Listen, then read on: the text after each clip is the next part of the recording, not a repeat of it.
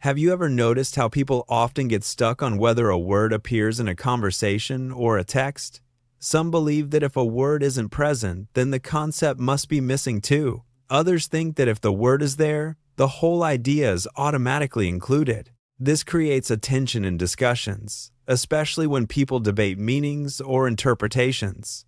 But this way of thinking can lead to misunderstandings. It's important to recognize that words and concepts aren't always perfectly aligned.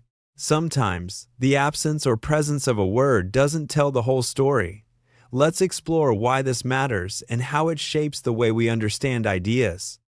This mistake is known as the word concept fallacy. It happens when people assume that a word and a concept are always the same thing, but in reality, they aren't.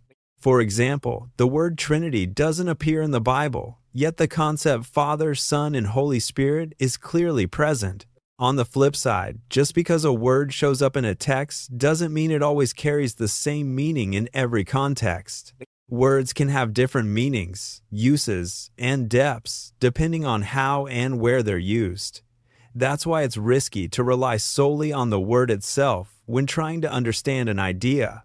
Instead, we need to look deeper. Here's the key takeaway.